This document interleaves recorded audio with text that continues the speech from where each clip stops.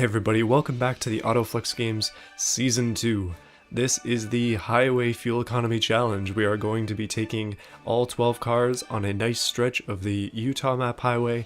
It's got a few curves in it, we just have to be a little bit more careful than we did before, but we're just going to accelerate and we're going to see which cars run out of gas first. Now, if you watched the last video with the city economy, you will know that the Bugo is in first currently with 12 points, having done 2.4 kilometers in the city, and the VAT's E-Spec is in second at 2.3 kilometers, and the Trig X is in third at 1.5. So there's quite a significant difference between second and third, but with the way that the points work, I am tallying them together, so it'll be up to this event that decides the winner. Let's see if the Bugo can hold on to its first place. Alright, now when it comes to rules, we need to consider a few things. Basically what I'm going to do is I'm going to spawn the car with 0.5 liters of fuel once again, and I am just going to accelerate. I'm just going to pull the throttle all the way down, and as soon as the engine runs out of fuel, I will hit the brakes as usual. If the car flies off the road, its distance will still measure, so we'll just leave it. And we'll be using the total distance in the chart that I've made, and we'll just be ordering it from like the longest to the shortest, and that's how the points are distributed. So for no particular reason, I've decided let's go in alphabetical order, which means the Bugo 3.0 is first. So just so you know, the total distance measure is here. I'm just going to reset it, and our fuel is here in tuning. We can just set that to 0 and then put it up to 0.5. And we should be good to go. Right, so the Bugo kind of lost the last fuel economy challenge by a significant amount. It is not very fuel efficient. You'll remember from the last video it has 2,900 horsepower and it has a V10, so yeah, not exactly an efficient vehicle. Let's see how far it will go in this challenge. You can see the distance measure is already ticking up in anticipation. This car is a wild one, so it's going to be hard to keep on the street, but let's see if we can do it. Alright, taking off in the Bugo. It is a blistering start from this car. I'm a little scared. I have to come off the throttle just a little bit, but the engine is already disabled. We have done a fancy 427 meters. So to compare that to the highway fuel economy, it only did 587 with that. This one 427. Now up next is the Bulldozer 2.0 with a 600 and something horsepower V8 naturally aspirated. Again, not doing so hot in the last challenge. This time it's probably not going to do too great either. It weighs way too much to do well. I should note that the runs in this are very short, but that is okay. We will go over all of the results at the end, so yeah, you'll be able to see how things have gone. Okay, taking off in the Bugo 2.0, I mean the Bulldozer 2.0. So far we've passed 100 meters, so that's a good thing. And we're jittering around a bit, but unfortunately, hey, we've actually managed to match our city fuel economy almost exactly. That is 346.1. So for some reason, the Bulldozer is actually better in the city. Right, so next is the probable champion of this event, currently in first place with 2.4 kilometers in the previous challenge in the city. This car is the reason that we have to make a rule. If we get all the way down to the other set of arches here, the other tunnel, it's going to have to turn around. So yeah, if it manages to make it all the way down there, then it'll turn around and have to come all the way back. But this is a 30 horsepower i4. It doesn't take much fuel. Let's see how far it will go. Right, a blistering start as always from the Bugo. 29 horsepower is not exactly quick, but you don't need to be quick in this event. Thankfully, like for me, it's just throttle all the way down for this car. I don't really have to try. It makes it more fair, I think, but yeah, we'll just have to keep it going here. Now, I did see a lot of praise for the Bugo in the last video. I think that's a good thing. I have made a Bugo Sport, if you're wondering. I made it on stream, but we'll probably revisit the Bugo at some point, as it has turned out to be quite an interesting vehicle. So far, it is in first by a decent amount. It has gone 700 meters. This track does have a few slopes, so it is decelerating currently going uphill, but we will accelerate once again going down. Now, if for some reason the Bugo manages to go all the way back to the start, I'm going to instantly give it first place, and if something else like the VAT's E-Spec, for example, also manages to get back to the start, it's going to get a full 15 points for this as well. That's basically the same as what I did last time. And this is the first car so far to make it to the bridge. You can see we're right next to the canyon and we are coming up to the finish, but we must turn around and come back to the start. So far, so good for the Bugo. Okay, so I'm just going to basically stop, turn around. It's not a full like comparison here, but we are going to drive up the other lane this time, and it's going to be uphill for a bit, so this is not going to do too well on its economy. But not having to accelerate so much, the Bugo might actually go farther than it did last time. So far, it actually has. Because last time I had that rule where if it did a lap, it would get an extra 100 meters added to its score. And in this case, or in the city case, the Bugo did manage to do 3 laps, so it only actually went 2.1 kilometers. Now it's up to 2.6. Goodness, half a liter of fuel will actually take you far with the Bugo. And we are struggling up this hill once again, decelerating under 80 kilometers an hour. Wow, we might actually make it to the start with this car. 3 kilometers on half a liter. Oh, there it goes. The Bugo has finished itself off. 3.1 kilometers. That is going to be very hard to beat. Right, so the Group C Owl is a twin-turbo V16, and last time it actually managed to go 941. I believe that's with 1 lap, so we would be 841 meters. Hopefully it can do better this time. It is probably going to do better just by the nature of the V16. Should be decent at highway fuel economy. But yeah, let's give this one a go. Right, taking off in this car, it is slow to accelerate, but when it accelerates, it goes very fast. One thing that does make this into a bit of a challenge is I have to get these cars around these curves while at full throttle. Stuff like the Saint Ultra R is going to be a challenge, right? So that died very quickly. 841.2 meters. That is actually about the same as its city fuel economy if you consider the fact that I added 100 meters for every lap. So it's almost equal. That's very weird. Alright, we are starting to get into some of the cars that might actually be able to do another lap. This is the King XR5. Last time it managed to do almost a full kilometer, also considering the 100 meters. Let's see what it'll do this time. It is a, I believe this one is an inline 5 turbo. And yeah, it should be decent on fuel economy, having to not accelerate so much in the city as it did. Hopefully it can hold out for more than a kilometer this time. Right, taking off in this car, a little bit slow, but we can definitely, we can confidently say that slowness is okay in this, considering how well the Bugo did. Thankfully this car handles quite well, so it should be pretty easy to get around the curves, and its top speed isn't anything ridiculous. When we get to the Saint Ultra R, it's a very good thing that it's going to die quickly, because I'm not going to be able to control it around any of the curves. Okay, we're up to 200 kilometers an hour, and no second lap for us. That is 1.2 kilometers. Nice. Can't complain about that. Next up is the King XR5, the V8 version. Well, not V8 version, but it is a V8 car, also made by King. Similar to the CTSV wagon, in the fact that it has a naturally aspirated V8. It's also going to be a pig on gas, so we'll see how it does here. This thing is really loud and quite dangerous. I'm a little worried, but last time it managed to do 754.1 meters, so let's do it again. Alright, taking off with this car, it is breaking the soundboard, as you can hear right at the top of the rev range, but we have managed to go a decent distance so far.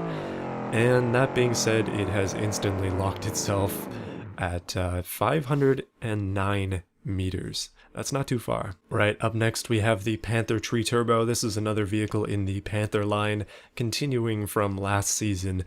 This is the second truck that is going to be running today, and it has an inline 6 turbo, meant to be more like a diesel engine.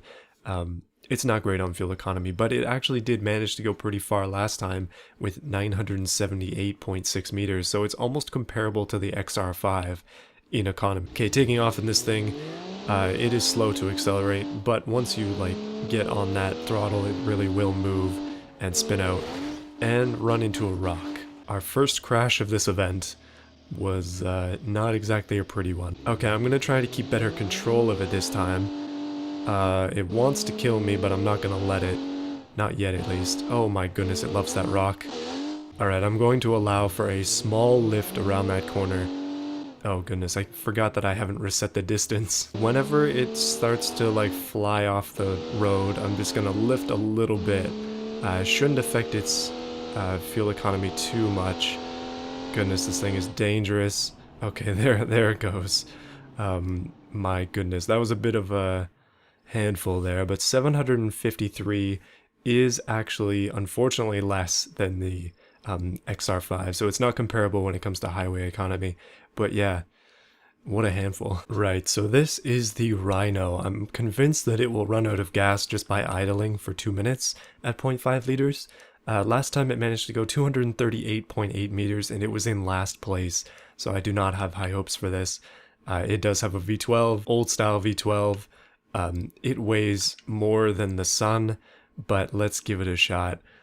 Hopefully we can do better with the Rhino than we did last time. Okay, hitting the accelerator barely does anything in this. You're basically having to move the earth under you.